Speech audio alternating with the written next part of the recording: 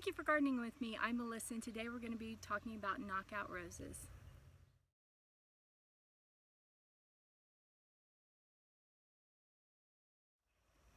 So today on the knockout roses, I have my plant right here. I've had it in the ground for probably 3 years. We first bought it and put it in a plant on the porch, and then at the end of the season, I just dug it out and put it in the ground right here, and it's doing great. It loves this spot. It's already put out its first flush of blooms, and what I like to do is go back and prune off the spent blooms. You don't have to do that. That's why they call them easy roses, because they will continue to rebloom even if you don't cut back the spent blooms. If you think of old-fashioned roses or tea roses or David Austin roses, a lot of those, they have big beautiful roses and they're gorgeous plants, but they are a little bit more maintenance. So these are very easy to care for if you have them in a place like I do out here by the pool. They don't get a whole lot of attention. I don't bring my hose out and water them. You know, not super onto making sure that maintenance is done on them. So if I were to just let them go like this, they would rebloom all through the season and they would be just fine.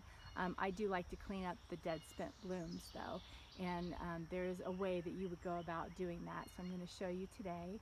And also, when I do deadhead my roses, I like to feed them as well, and I feed them with a systemic feed, so it's a 3-in-1, and I will show you what that looks like. So a few of the reasons why they call these knockout roses easy roses is because, one, you don't have to deadhead them to get more blooms, and two, they are very disease resistant and very hardy. So some roses you have to protect through the winter time by putting leaves around them or a cloak over them. These you don't have to do a thing with. Also, they are very disease resistant. Now, that being said, when I do prune my roses, I like to do a 3-in-1. It's a fertilizer, it's for disease resistance, and it is for pest control. And the reason I like to do that is just to give it a little boost, one, and two, because it is Japanese beetle season, and I don't think anything is immune from getting Japanese beetles to just eat them. So whenever I do start to see the Japanese beetles, I like to pick them off and either squish them with my fingers, or I'll stick them in a little bowl of soapy water and just let them drown. That sounds so mean, but they will devour plants. If you've had problems with Japanese beetles, you know they can really destroy your crop. So I like to keep on top of them, make sure I don't have a problem. I have already seen a couple of them this year, and it's July 3rd. So I'm going to go ahead and prune these and show you what that looks like, and if you have any questions or comments, just let me know. So this is what I feed my roses with. It's called Bio Advance Rose and Flower Care. It's an all-in-one, so 3 systemic products in one, which is really great. So it has a fertilizer, insect control, and disease control, and you just put a capful in a pitcher for water and mix it up in there, and then just pour it over the roots of your plant.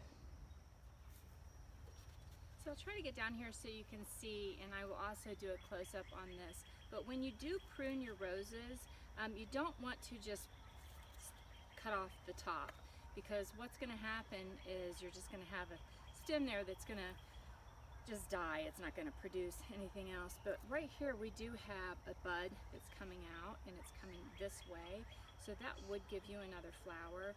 And the reason why is because it's right above this set of leaves right here, and this set of leaves is 5, and that's what you want to prune your roses down to, is a set of 5 leaves. Because when you come to a set of 5 leaves like this one, that's where you get your new growth coming out of. And you want to make sure that when you cut it to an area that has 5 leaves, that the bud is going outwards. You don't want a lot of growth coming back into your plant, because then you're just begging for disease. This plant I haven't touched this year. I have not come in and done anything to it. So that just goes to show how easy it is to take care of. So right here, I have some new growth coming out this way, but I don't want the new growth coming out into the middle of the plant. So what I'm going to do is come down here to this set of 5 leaves and prune right above that. And that's what you always want to do when you're pruning any kind of roses. You want to prune down to 5 leaves, and that's where you get your new buds coming down. Sometimes you have to go down a little further than maybe you would like, but your rose is going to thank you for it. This one I'm having a hard time finding 5 leaves. And that's what'll happen if you don't get in here and prune it. You just get a big, like, congested kind of mess, like what that is right there. So I'm gonna have to probably take this down further than I would like, down there to this set of 5.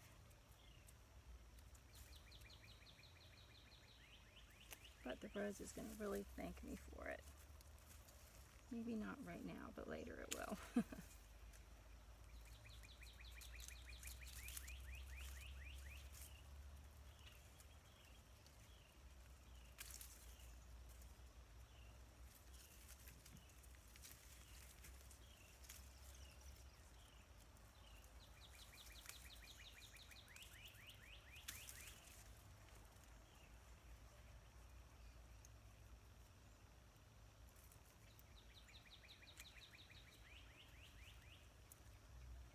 Now, like I said, this is called Easy Rose for a reason. And the reason is if you didn't come out here and do this at all, you would still have beautiful roses throughout the whole season. And because it is disease resistant, you're still going to be okay. I just like to clean it up a little bit, and I should have gloves on, but I just like to keep mine nice and tidy.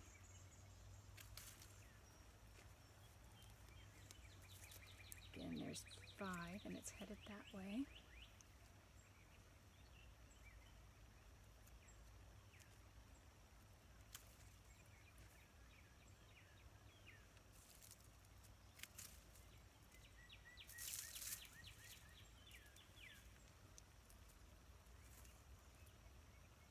And at this time, you also want to go in there and get anything out that just doesn't look healthy.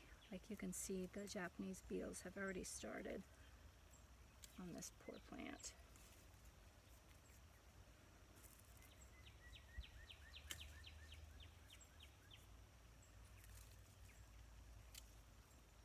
And some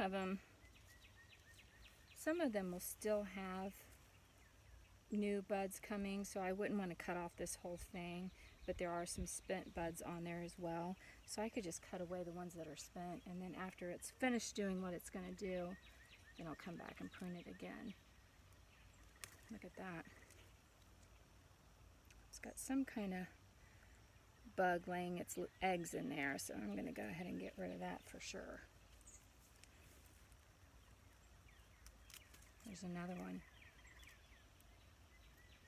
I don't know what that is, but that is why I'm going to go ahead and put my fertilizer and bug control on it today.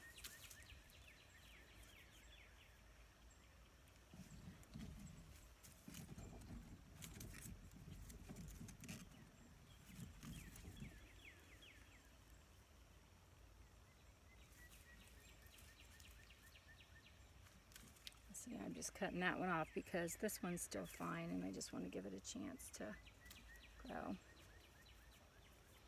That one I did cut it, but it's coming out to this direction. And I really don't think I want that, so I'm going to go down to the next one, and now the shoot's going to come out this way.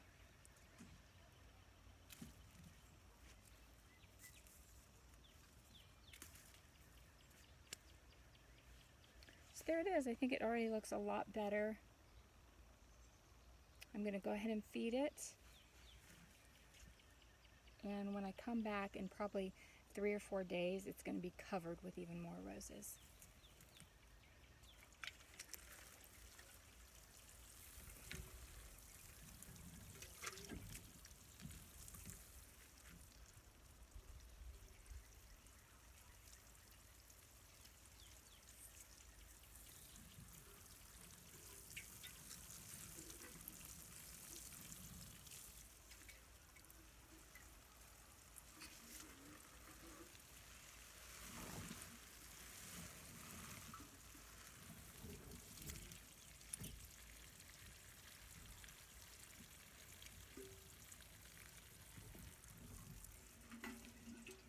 So there you go, our knockout roses are all cared for today. They've been watered, they've been fertilized, they've been cared for disease and pest control. And if you ever thought about growing roses, I highly recommend giving knockout roses a try. They are called the Easy Rose for a reason. Thank you so much for watching. Thank you for gardening with me, and have a great week.